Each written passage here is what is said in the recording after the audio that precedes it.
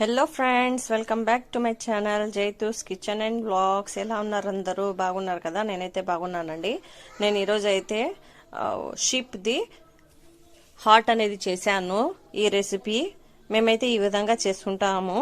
అందరూ ఒక్కొక్కరు ఒక్కొక్కలాగా చేసుకుంటూ ఉంటారు అందరూ, కానీ నా స్టైల్లో నేను ఇలా చేశానండి.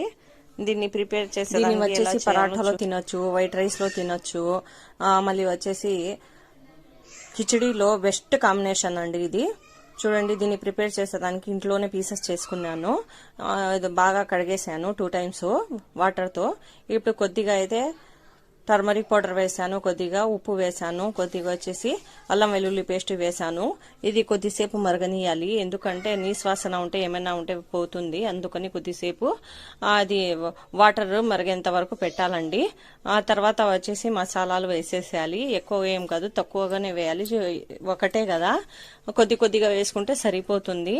చూడండి, నేనైతే ఒక చిన్న ఆనియన్, చిన్న టొమాటో, కొత్తిమీర మరియు 1/2 teaspoon వచ్చేసి, 1/2 కన్నా తక్కువగానే తీసుకున్నాను, red chilli powder, coriander powder మరియు గరం మసాలా పౌడర్ అనేది వేసాను. మీరు కావాలంటే బ్లాక్ పెప్పర్ పౌడర్ కూడా వేసుకోవచ్చు. ఇంకా 2 to 3 tablespoon వచ్చేసి ఆయిల్ వేసాను. ఆయిల్ వేసినాక కొద్దిసేపు మరగనీయాలి, అప్పుడే ఆ మసాలా వాసన అనేది పోతుంది. ఆ తర్వాత వచ్చేసి వాటర్ వేయాలి, ఒక 1/2 గ్లాసు, లేకుంటే దానికన్నా తక్కువ వేసుకోవచ్చు. ఇది చాలా లేట్గా ఉడుకుతుందండి, మెల్ట్ అవ్వదు త్వరగా. మటన్ కన్నా దీనికి ఎక్కువ టైం పడుతుంది. అందుకని నేను 15 minutes వచ్చేసి సిమ్లో పెట్టేశాను. బాగా మెత్తగా అయిపోయింది.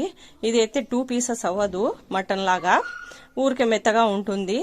మెల్ట్ అయిందంటే దానికి బట్టి కనుక్కోవచ్చు. 15 minutesకి పెట్టానండి నేను. దీన్ని మూత పెట్టి ఇంకా కొద్దిగా వాటర్ అయితే ఉనింది చూడండి. దీన్ని కూడా బాగా మరగనిస్తే ఇప్పుడు ఆయిల్ వదిలేంత వరకు మేము ఇది పెట్టాలా. ఆ మసాలా కూడా అంతా నీట్గా అయిపోవాలి. అప్పుడు వచ్చేసి సర్వింగ్ ప్లేట్లో తీసుకోవాలి. చూడండి, నేను చెక్ చేస్తున్నాను మెల్ట్ అయిందో లేదో అని. మెల్ట్ అయిందండి, బాగా మెత్తగా అయిపోయింది. ఇది పిల్లలైతే అంతగా ఇష్టంగా తిన్నారండి, పెద్దోళ్ళే తింటారు. మటన్ అయితే బాగుంటుంది, ఇది అసలే బాగుండదు పిల్లలకి. పెద్దోళ్ళు అయితే తింటారు ఇష్టంగా. చూడండి, ఆయిల్ అనేది బయటికి వచ్చేసింది. ఈ విధంగా మేము సర్వ్ చేసుకోవాలండి సర్వింగ్ ప్లేట్లో. కొత్తగా మన ఛానల్ని చూసే వాళ్ళైతే లైక్ చేయండి, షేర్ చేయండి, కామెంట్ చేయండి అండ్ సబ్స్క్రైబ్ చేయండి.